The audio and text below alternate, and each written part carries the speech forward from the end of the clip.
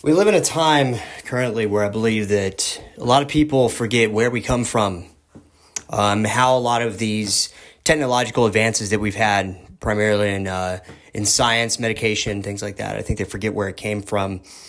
You know, one of my main arguments, and one of the things that I plan to run on when I run for office, is the fact that in order to beat the cartels, you have to beat them at their own game. And the one thing that I know the cartels cannot beat is the corporate machine, the corporate just manufacturing line that is the United States. One thing that we have proven time and time again is that there is not a single place on the planet that can outproduce the United States of America.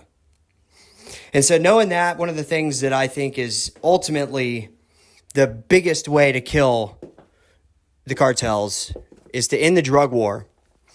You know, and I run this idea on the fact that regulation, yes, it is a good thing, but it is also a hindrance at the same time. And now you're speaking to somebody who is not bought, or you're listening to somebody who's not bought or paid for by any corporation. I'm in the back pocket of no big oil, nobody.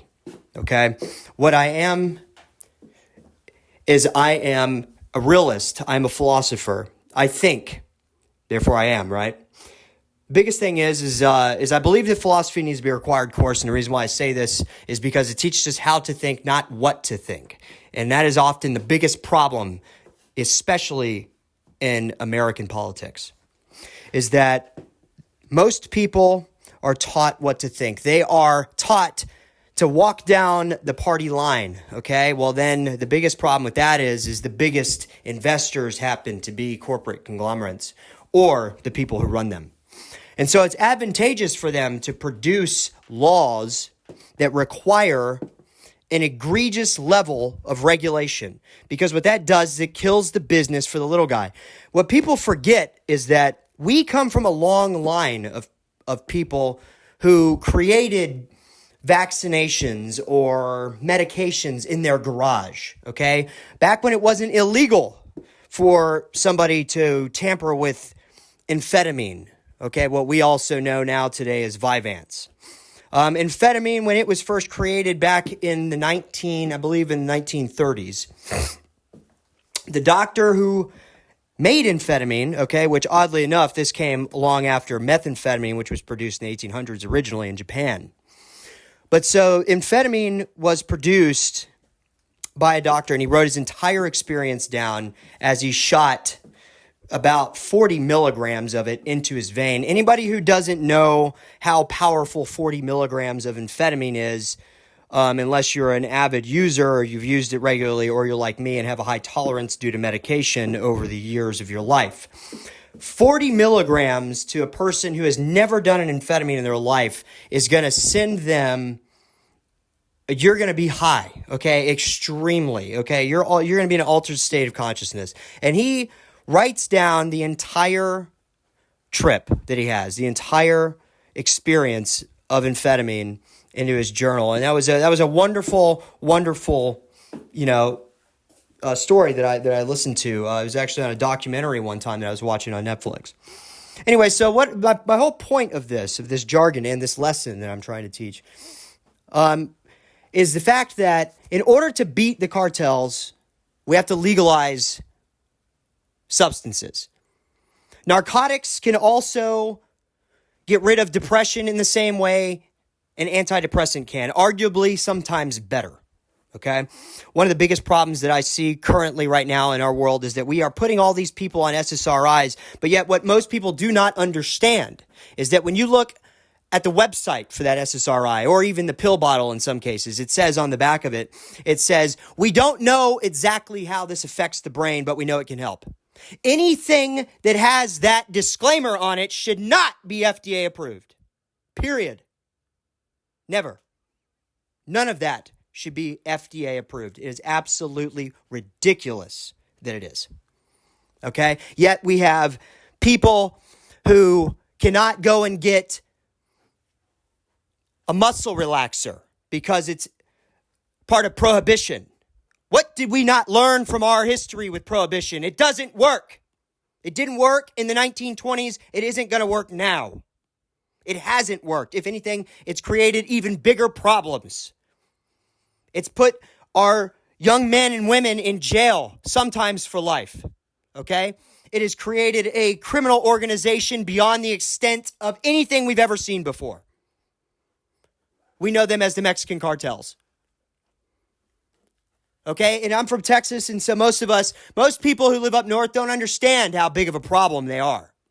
How bad sex trafficking is over our border. It is bad, ladies and gentlemen, it's bad. It's very. And I suggest that everyone think long and hard about this drug war that we continue to fight. It's a losing war. We have lost it long ago, and we're never going to win it. Because if people want to get high, they're going to get high. So why don't we create an atmosphere in which it's acceptable? Okay, because how many people get off of work and drink a beer when they get home? There is no difference between getting home and drinking a beer and doing a line of cocaine. I know this from experience. I was a DJ in my younger years, my early 20s. I was a DJ up through the middle of my 20s.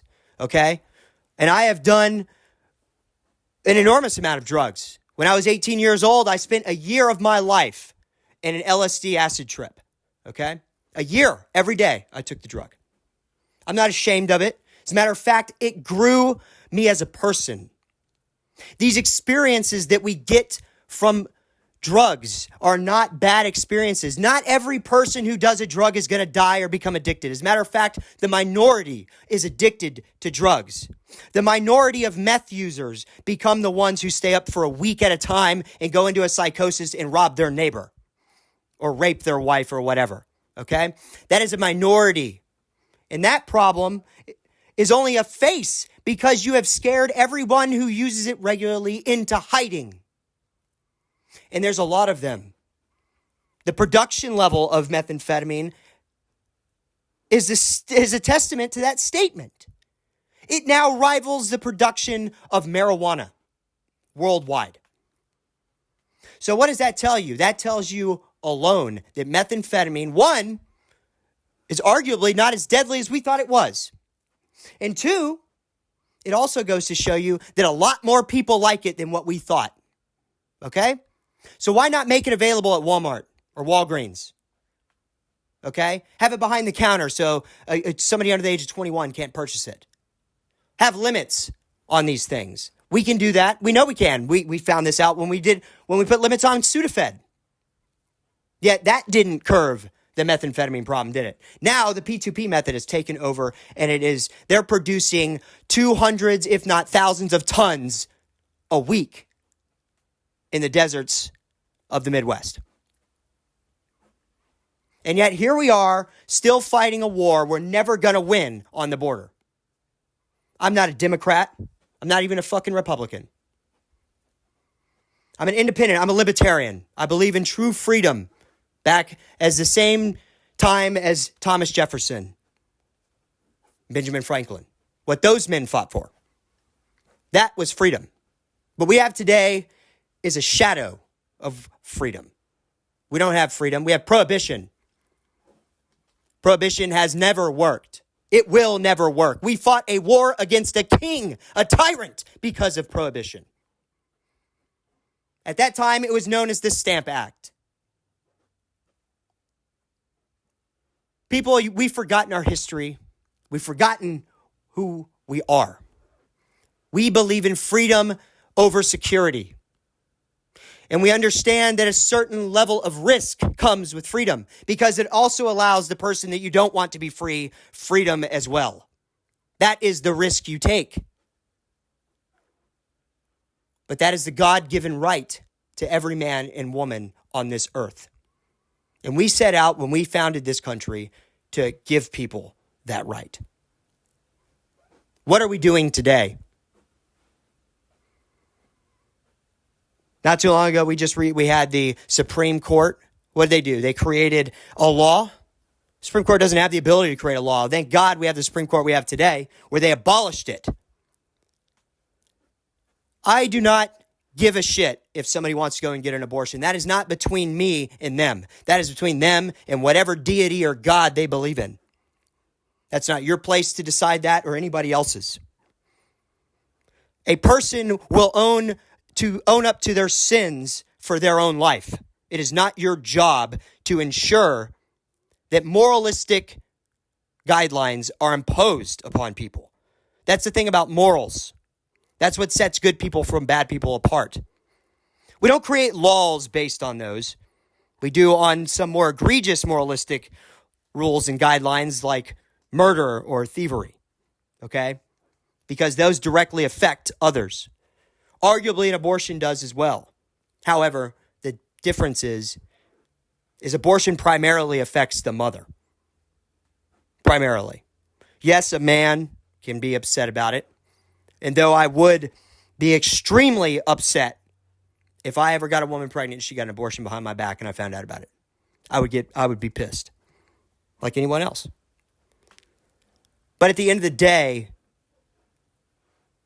I'm not the person who has to carry that child. And so that leads me over to my next point. If a woman wants the right to an abortion, if a woman wants the right to get one without a man's say-so, then a man has the right to relinquish his rights to his children without her say-so. It cannot be held to child support if the wife or the woman wants to keep the child. Now, I do not agree that a man should be able to drop child support at any time, okay? Even if he did at one time want those children, but now the financial burden has become too hard and he doesn't want them anymore. I disagree with that. And so I believe that we should put something at birth where a man and a woman both sign the document that states they want the child. And then that will determine whether or not the man or the woman, whoever doesn't have full custody of the child, will pay child support. That, I believe, is a just law. Not what we have today. It's not just. Matter of fact, I've seen many men get destroyed by it. These are my arguing points. Now, you can take them for what they're worth. You can look at me like I'm just some crazy crackpot from Texas. I mean, most people do. I'm not a Christian. I'm not an Islamic or Jew. No.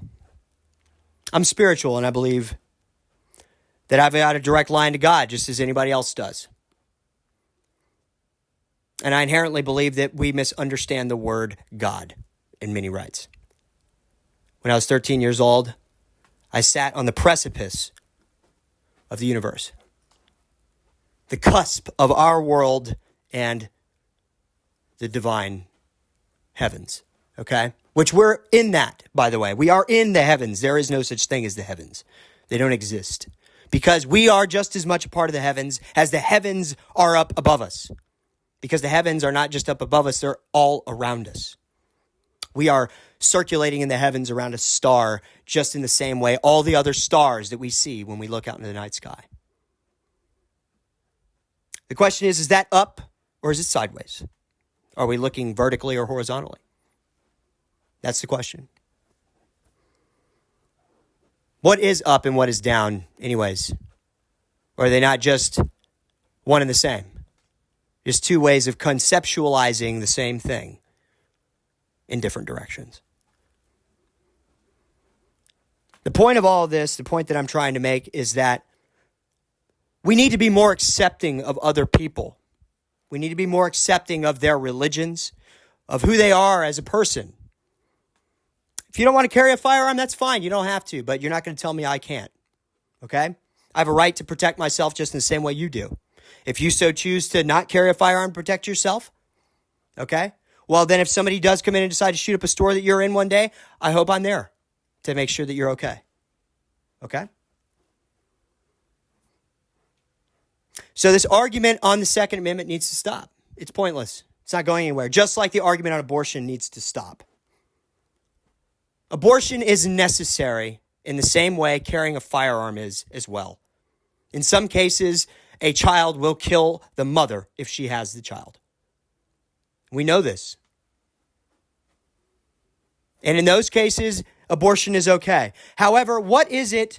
What Why is abortion not okay if the child will have a horrible life?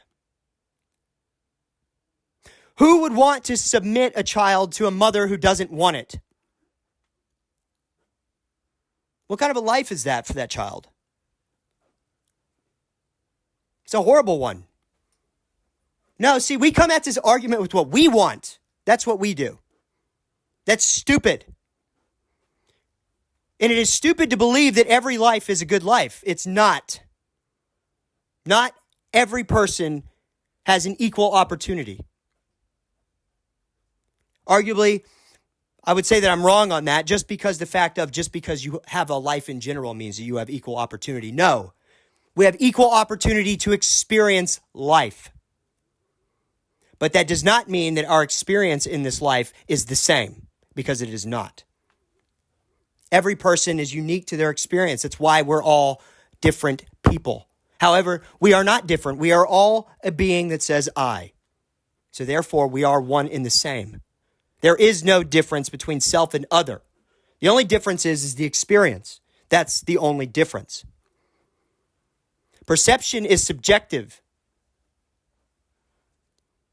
Each person's perception is the same up until experience changes the subjective nature of perception. And that's what we need to understand as a people. And you need to understand that your biases is not someone else's reality. Every person comes to an argument with a bias. Remove it. Then argue. Do not come to an argument with an opinionated, faulty premise, because that does not allow for a good argument. It makes you look stupid. I found this out years ago when I was young. I used to argue from a place of opinion, and I made myself look like a fool every time. Because an opinion is like an asshole. We all have one. But they're not always clean. Okay? Now I don't argue on anything unless I know I'm right. People call me arrogant. They call me all kinds of different things. And it's because of that fact. It's because I've lived enough life to realize that I don't like to look stupid. I'm vain in that way. I was called stupid as a child when I was growing up. And I made it a point that when I was an adult, I was no longer or ever going to be called stupid again. And the way that you do that is you educate yourself. I can come out and say, and this is not arrogance speaking, this is my pride. And it's because I'm proud of what I've learned. I'm as educated as some people with a PhD. And I'm not educated in things that necessarily are going to fall under one subject, because that's pointless. Why would I want to dedicate my entire life to one subject? That's boring. No, instead I mastered multiple. I'm a historian. I'm a philosopher. I went to college for music theory. I learned audio production in my early 20s. I mastered the turntables, being a DJ. Mastered business. I've made multiple successful businesses. But alas, my mental gift and illness, made it very difficult for me on my career path in many cases.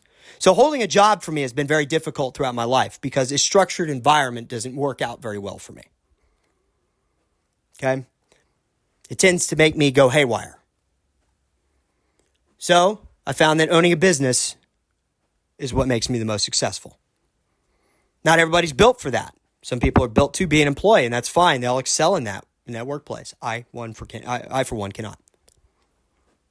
I will always find a reason to get fired or whatever.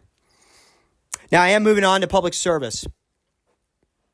Tomorrow, I get ready to go take a test for the academy.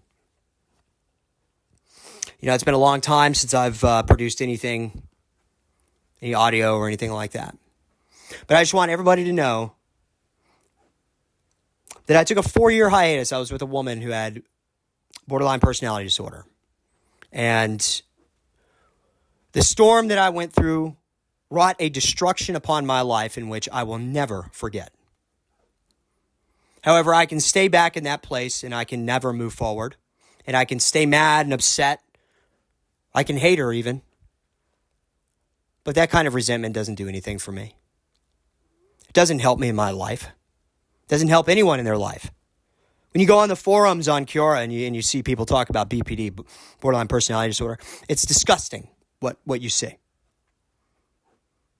Because they'll literally sit there and they will say some of the worst things about these people. It's all defensive mechanism. It's all impulsiveness. These people can't help it. Why stay mad at them? Just know this. When they got with you, they had every intention of not doing that to you. But their mental illness kept them in a cycle that they repeat and repeat and repeat with every relationship. Imagine that. You're mad at this person. Imagine being that person. Imagine being stuck in a cycle, never going anywhere with your life. Impulsively driven. Every day. Every day. And that's what these people go through. And you want to curse their name. You want to cuss them out. That's why they can't change. You keep throwing that kind of energy towards people and they'll never change. You make them worse. That's why they seek drugs, to escape the reality in which everyone hates them. Trust me, they hate themselves enough. I studied my ex enough to know that.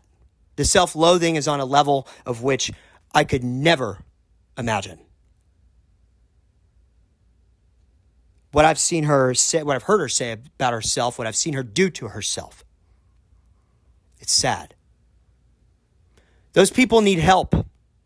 And if you ever so happen to get the amazing and worst luck of your life to ever fall in love with one of them, just know that it's going to be the best experience of your life and simultaneously the worst experience of your life as well.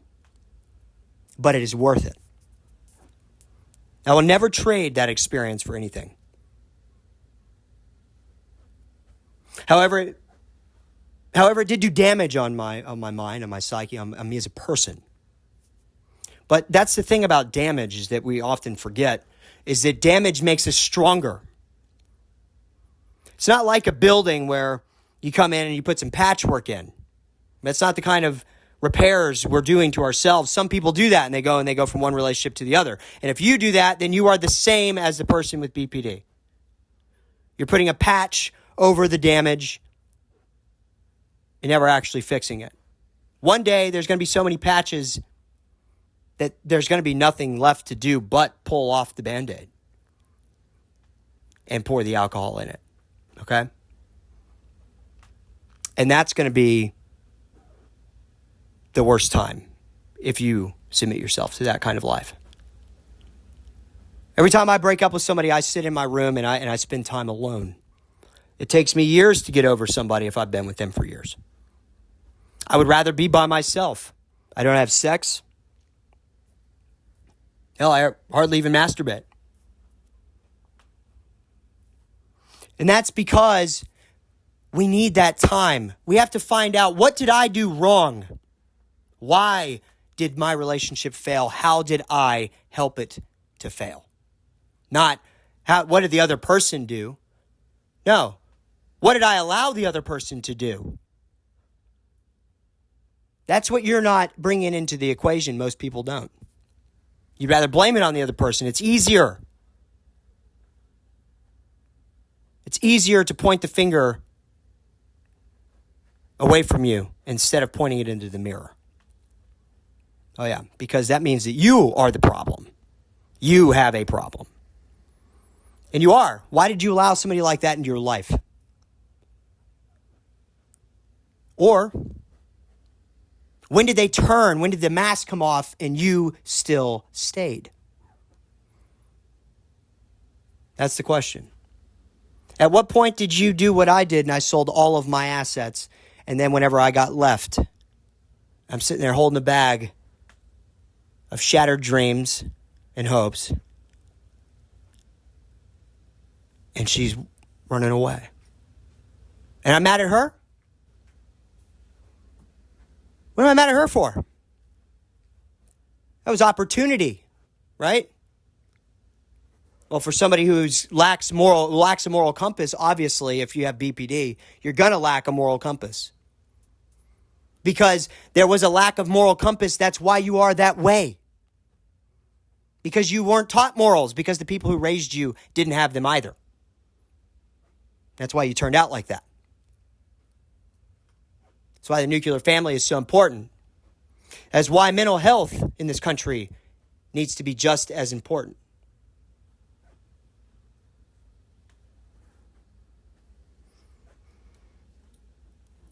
So I guess maybe I'll upload this audio. I got on the microphone and I started ranting. You know, I had something to say. And like I've always done in the past, I put a video of it online. Well, I'm back, everyone. JD Moonen's back. For all you guys who supported me out there over the years and tried to keep tabs on me whenever I left and I wasn't making any videos and putting them on YouTube, I just want to say thank you. I appreciate you all. I will be getting some audio equipment coming soon. Okay?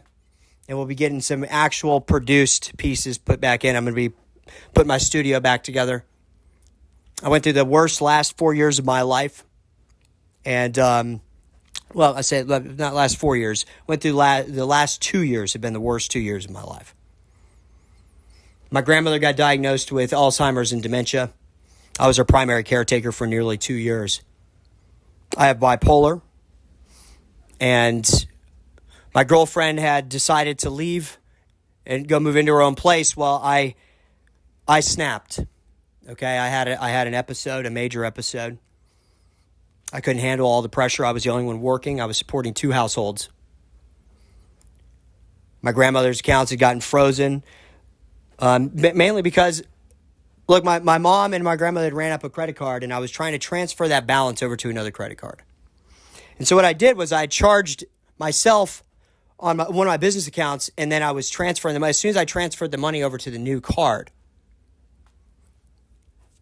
okay, or as soon as I charged the new card, they froze everything, even the charge.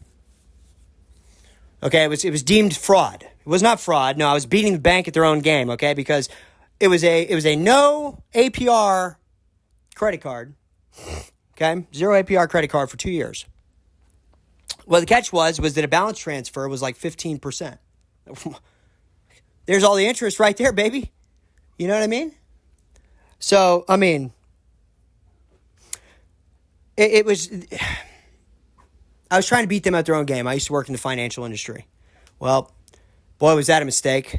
I had Adult Protective Services got called on me. I was accused. They were looking into my background, man, thinking I stole from my grandmother and this, that, and the other thing. And I said, I have been paying that woman's bills for 5 years, and I've paid the taxes on this house multiple years in a row out of my own pocket. Why in the hell would I choose now to steal from her when she's at her weakest? When she needs me, if I'm not there, she will die. She will not. No, she can't take care of herself.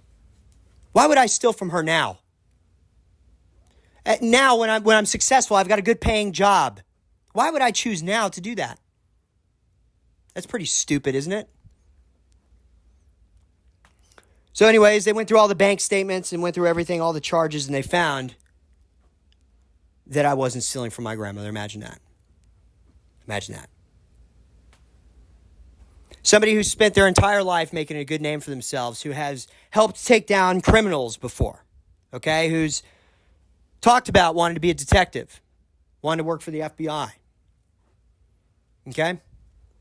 And now I am, man. Now I'm getting ready to go take a test tomorrow to become a police officer, and then hopefully become a detective after that.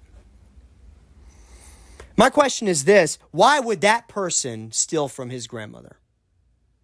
He wouldn't.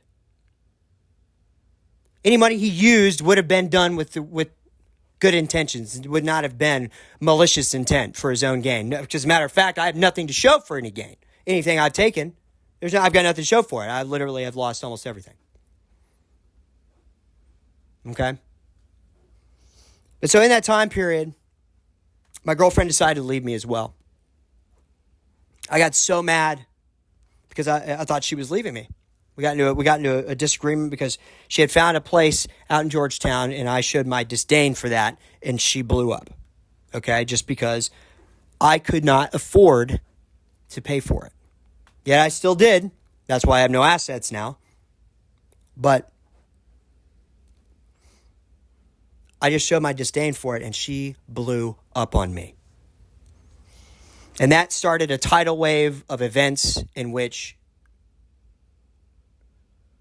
I don't know if we'll ever come back from that. As a matter of fact, I don't think that there's any going back at this point. I'm moving on.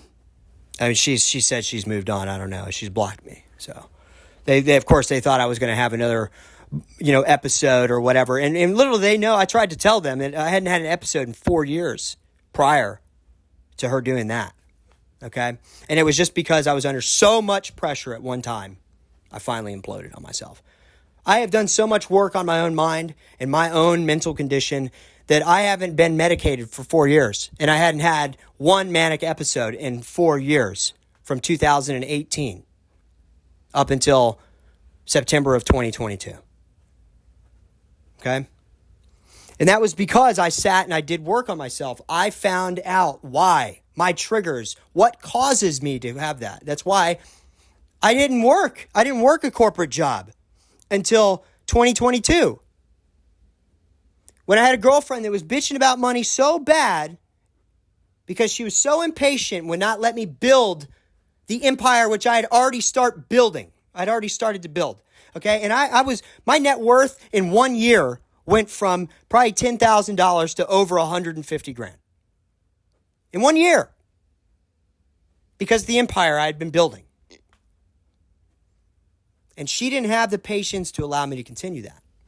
So I went and I worked for the devil, really. I went and worked for a company called Accenture. Well, now I'm getting ready to sue them, okay, because they discriminated against me. I have a disability. They tried to say I didn't. And then they broke my contract with them where they're supposed to pay out 100% of my paycheck for up to 180 days while I'm on short-term disability leave. It took me nearly 6 months to get my first check. And that was after I had to go to the EEOC. I went to the Equal Opportunity Employment Commission. That was after I was held under duress and had my wages taken. Because somebody in their LOA department, okay, which those of y'all don't know what that stands for, it stands for Leave of Absence Department, okay, dropped the ball. That was somehow my fault. It was the situation got so out of hand, that one of the best bosses I'd ever have, her name was Lysandra. She was a wonderful boss. She cared immensely about her employees. Okay? Let me rephrase this. I had one other boss that was like that, and her name was Jackie. Her name was Jacqueline DeGraffid. I worked for her when I worked at Charter Communications for Spectrum. I worked in their billing department. She was the one who informed me about ADA. I didn't know about the Americans with Disabilities Act at that time.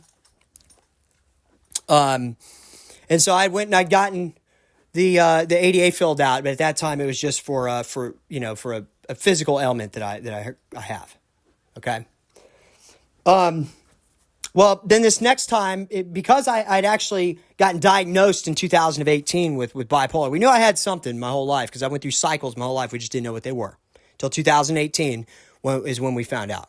Okay, and I went through an outpatient program with a wonderful mental hospital over here called Rock Springs. And that's where I learned about meditation and grounding myself and things like that. Something that I'm very adamant on teaching others. Something I really enjoy to teach, to help others do, okay? Because it has helped me immensely. And then not only that, but Alan Watts. Alan Watts saved my life, that man. I have never, in all my years, experienced such a wonderful mind than that of Alan Watts. That's where I learned who and what I am. That's where I learned what God actually is. And that's where I also learned that I don't actually exist. I meaning my ego, my name. We often attach who we are to our name. Okay? And before I go off into that, and before I go off on a tangent on that, because I could talk about that all day, I love it. I love that conversation. I love to teach people what I know about spirituality, to teach people what I know about the mind and how powerful it is and how real magic is, okay? And manifestation. And when you learn that, one day maybe you can learn how to manifest, and you will see the things that you want in your life will fall into place as though God himself had placed them there. You have that power. You have that ability. That's why every religion on the planet tells you that you are created in God's image. Because you are God.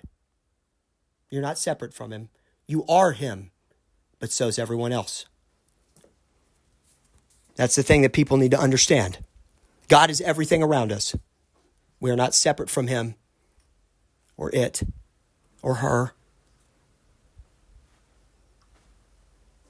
Okay. Now I want to get back on to what I'd experienced in my life here in the last 2 years. I went on this, I went through this major psychosis. And it arguably started after what I'd done was I went to go try and propose to my girlfriend. We'd only been broken up for barely even 2 weeks at this point. And I was just like, let's put it all behind us and let's just get married. Okay, I want to spend the rest of my life with you. I love you. I went out there and I stood in the cul-de-sac. I didn't even step foot on the property. In Williamson County's finest. And I can't wait to take these assholes to court. Okay? Because they broke my rights. I had to fight against my own damn lawyer. I'm coming for him too. I'm angry and I'm going to bring justice, and I want everybody to know that. I'm a master number 11, if any of you believe in numerology. But the most important thing, first and foremost, is I'm a Libra. I believe in justice, and I will do anything to get it. Because an eye for an eye. I had a lawyer who did nothing and charged me for it because it was me calling in a favor that got rid of my case. And that was because my lawyer didn't even believe my innocence and tried to feed me some baloney deal about probation for a year and blah, blah, blah. I hadn't been in trouble in over 15 years. Not even so much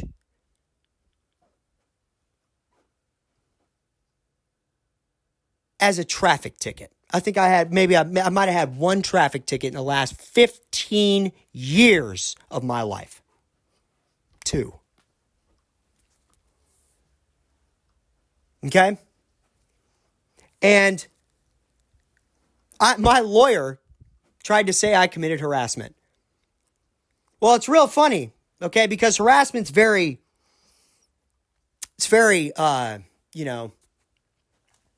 direct in what it is. I never threatened Amanda. Okay, I never threatened my ex-girlfriend. I didn't threaten her once.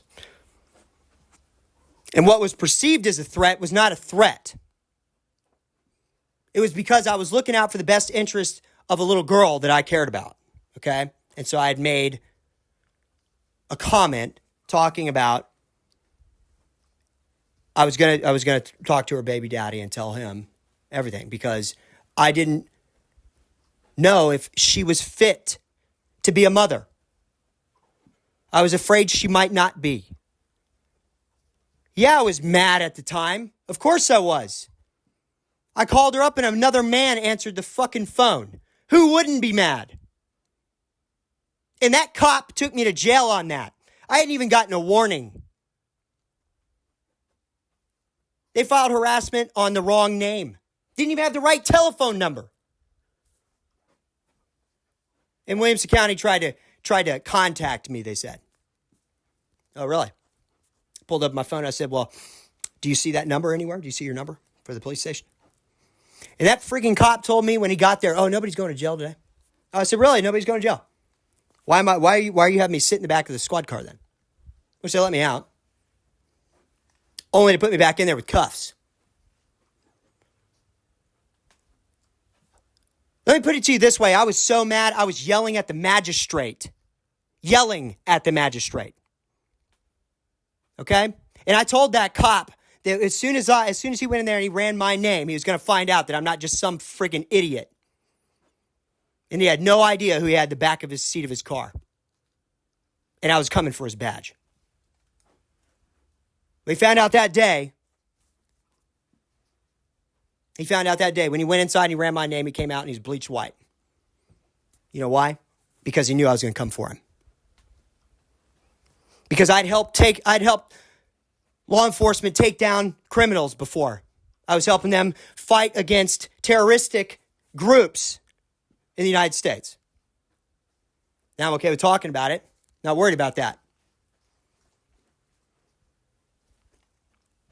Because now I'm actually going to become a police officer. And the thing is that what's so funny is these cops that wear that freaking badge as a crown and they just uphold the law. They're the people who screw up. And they're the people who are going to have people like me get in a position because we play 3D chess, okay? Really 4D chess if you really want to know. Because we do. And you and your low-level vibration there, buddy, okay? And you're, oh, I'm a big man. I'm going to show this good-looking girl what's up. I'm going to show him I'm a tough guy. Yeah, well, you're going to lose everything because of it, okay? And I even said that to him when I got in the back of the squad car. I said, she's pretty, huh?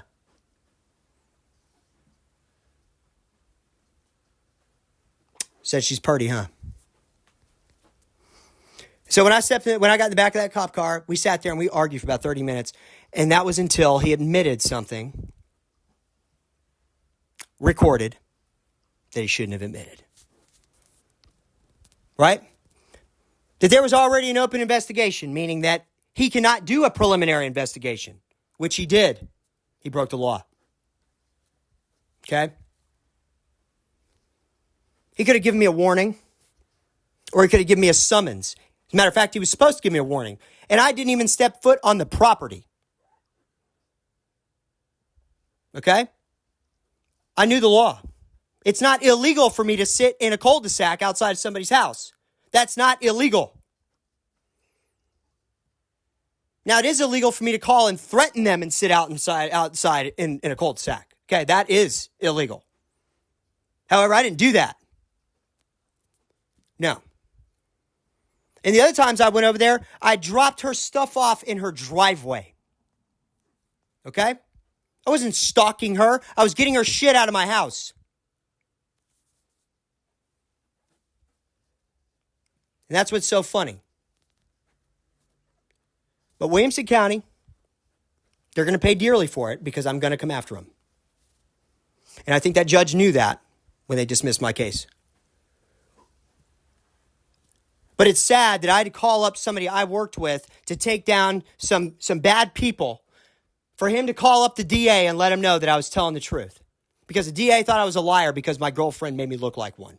Okay, because she said she went down and I had a bond order against me that said that if I spent any time with her while I was on bond, they would revoke my bond and take me to jail.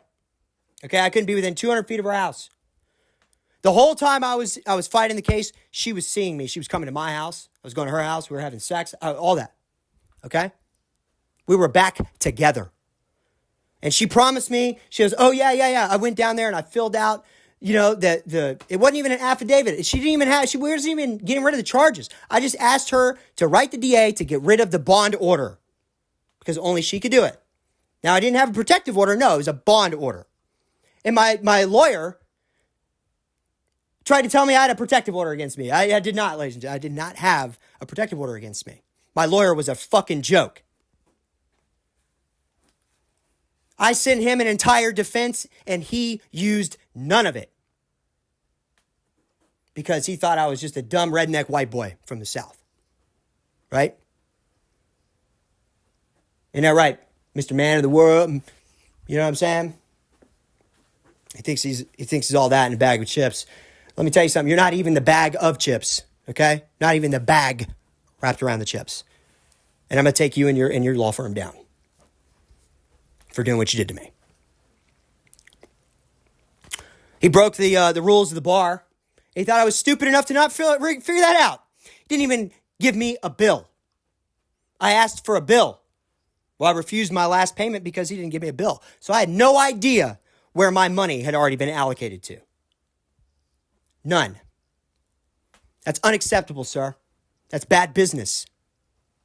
You're damn right you're not getting paid. And then when he threatened to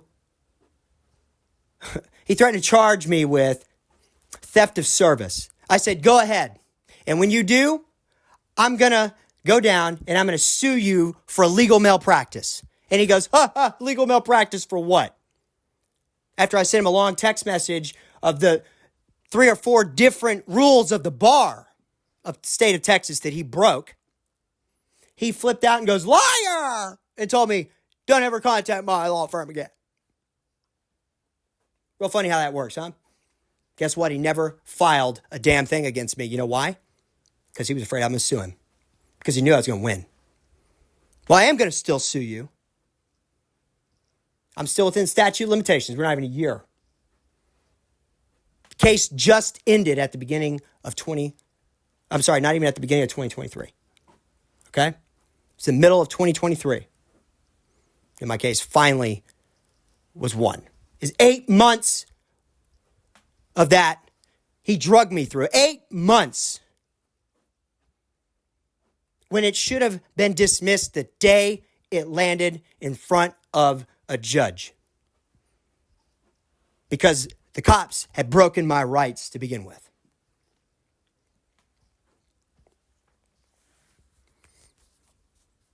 So, yeah, I was pissed. But so all this added up, guys, and I went into one of the worst psychoses of my life. I've never experienced one like this before, ever.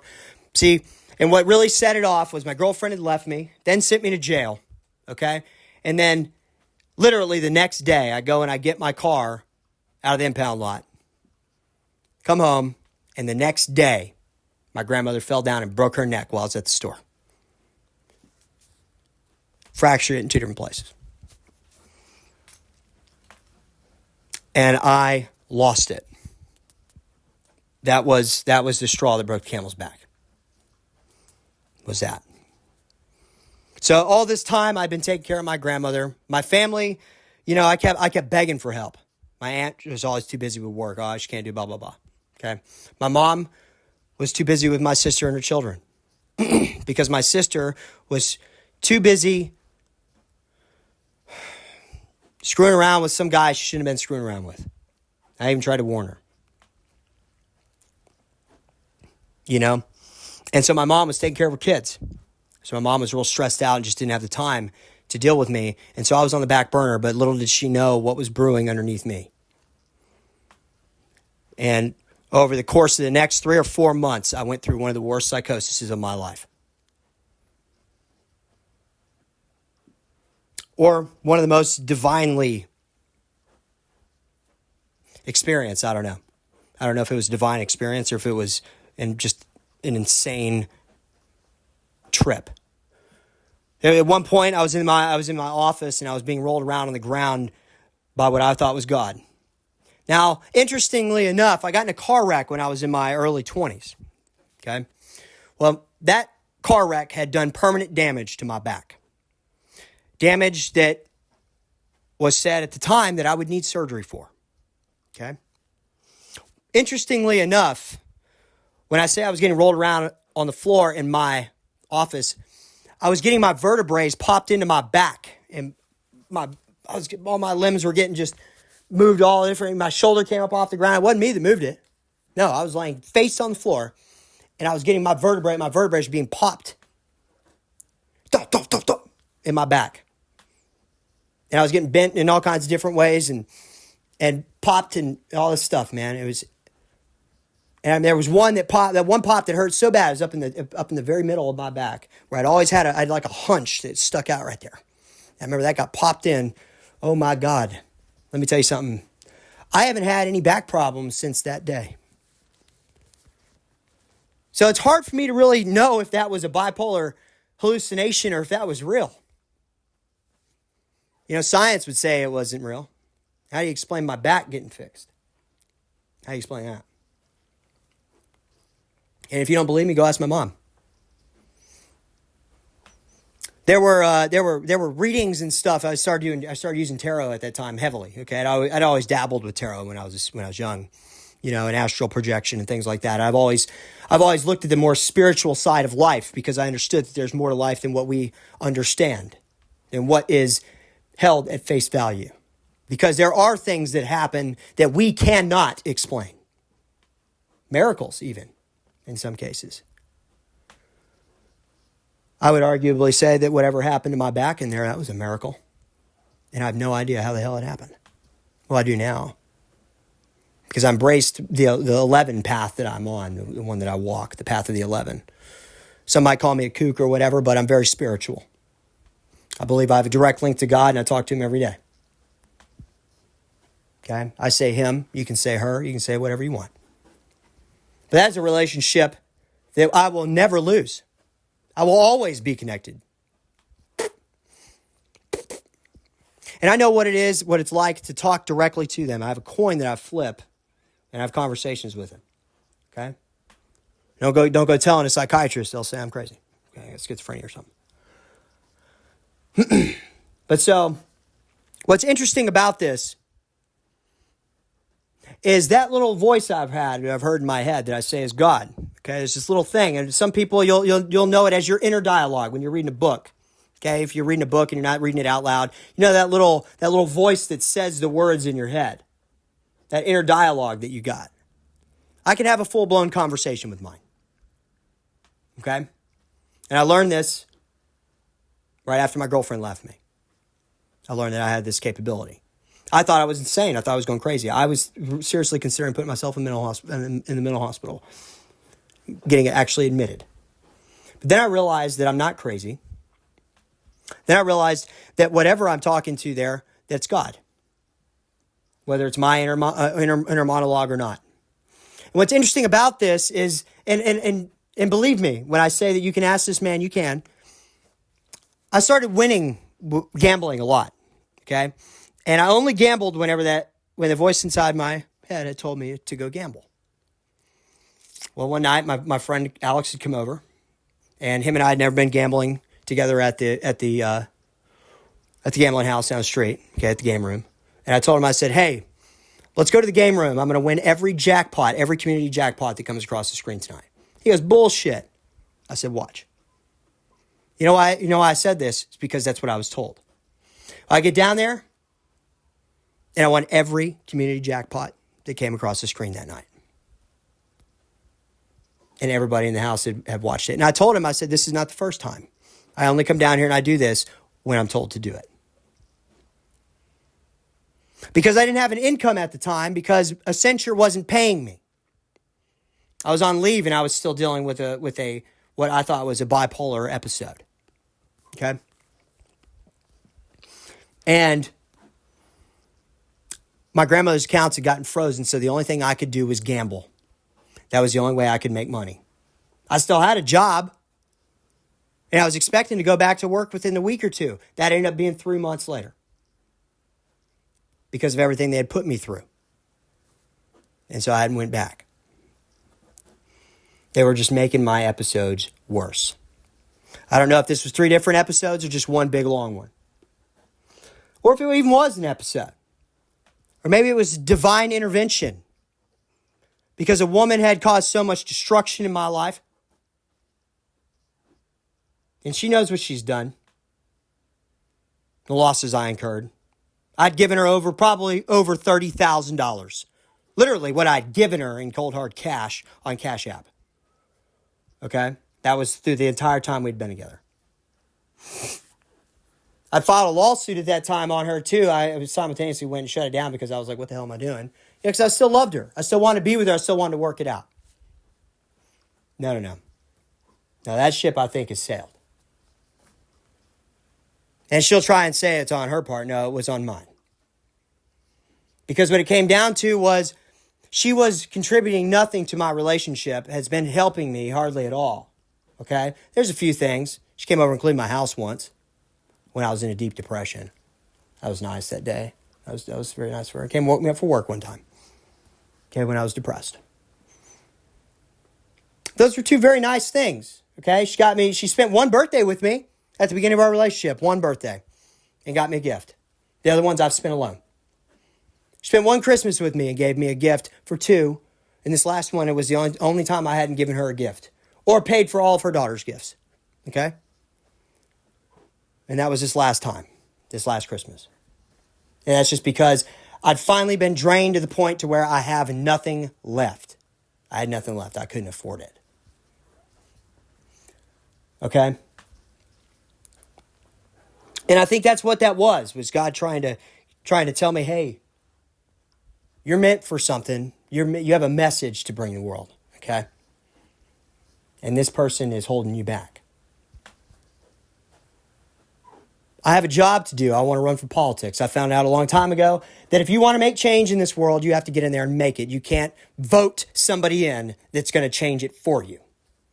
No, you vote with them because they're, whatever they're going to change, so follows, whatever you want changed. Okay?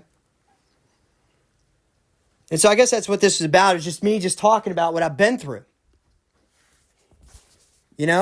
What I've experienced, how I've grown as a person.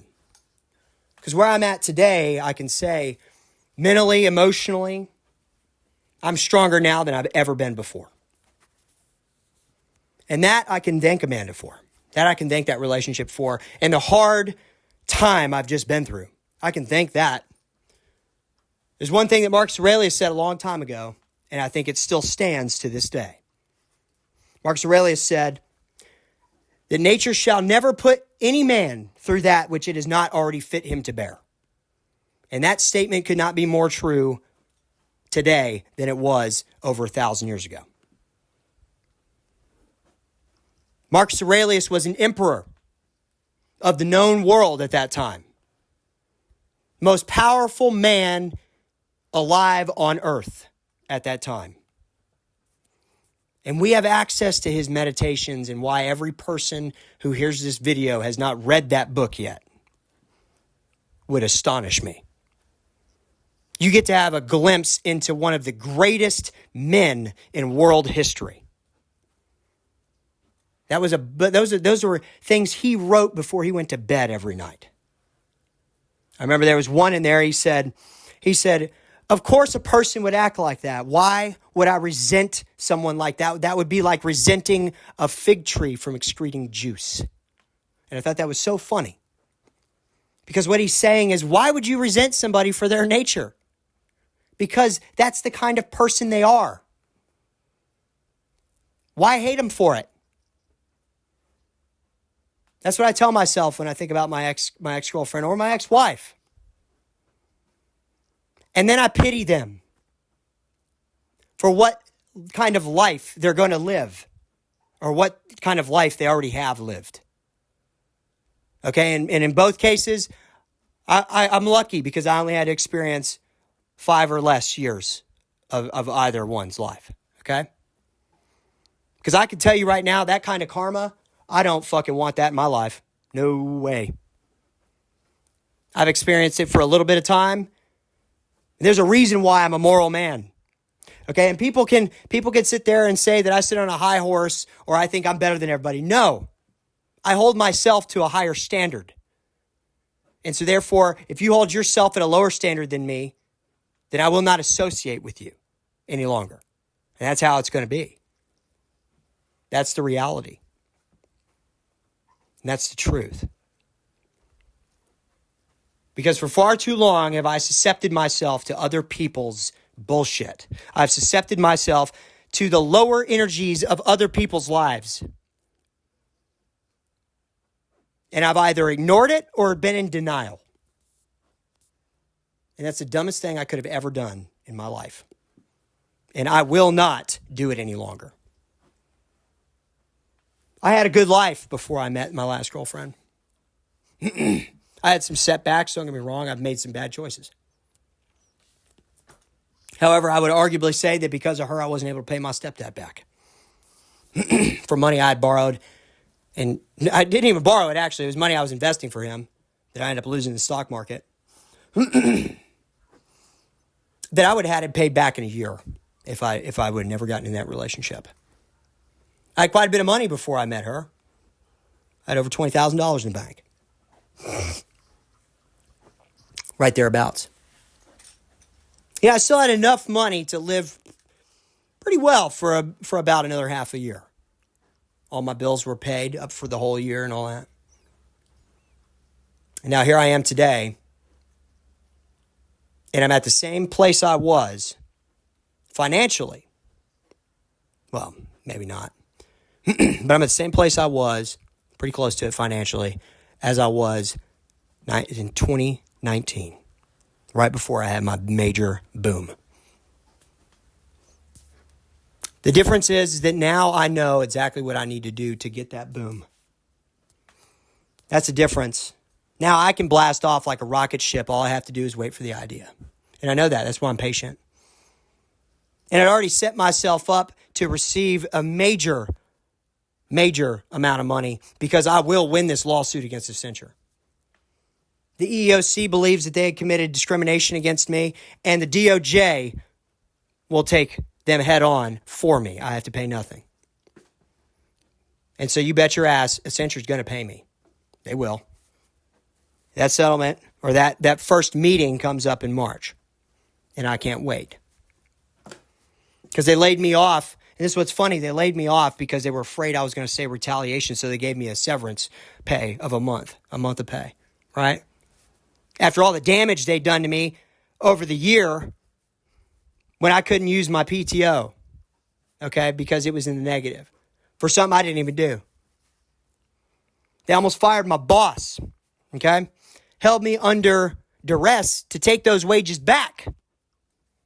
And then on top of that, didn't pay me for nearly 3 months until I fought tooth and nail and filed a charge with the EEOC.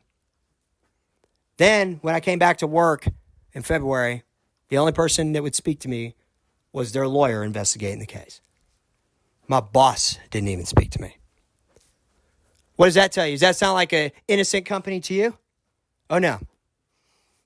Now, they knew their days were numbered, and when they realized I had them by the balls, they let me go because I was a liability. Because I had them by the balls. And I could do anything I wanted at that point, and they knew it. So they laid me off, and what's funny about that is my job with the company, it's still there. Well, the whole point of a layoff is to cut back, right? They weren't paying me anymore. They're going to pay anybody else sitting in that seat. Oh, no. Oh, no. And they didn't let me go for performance either. I was their best agent. That's been at 2 different jobs. Yeah. But they found out I had bipolar. And so I became a liability. Just like with Charter Communications. I wish I could sue them, but I can't. Then they tried to tell me that I couldn't come back there for performance. Well, you know what's funny about that? I was in training to be a team lead. How do you, when I went into mental treatment, when I went to the mental hospital for treatment on my own, I was literally in training to become a team lead. How do you do that with bad performance? I'm pretty sure that's an oxymoron, isn't it? I mean, do you know of any company that puts their worst performing employees on as a team lead? I don't. No.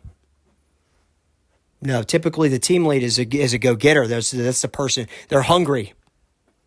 That's how you get seen for that job, is you're hungry. You want it. You fight for it. In order to do that, you got to be number one in most cases, or number 2. You just got to be good. And number 1 just does it. As long as you're good and the one who's better than you don't want that position, then you can get it. That's how it works. It's dog-eat-dog world in the corporate world. I know that. And I hate it.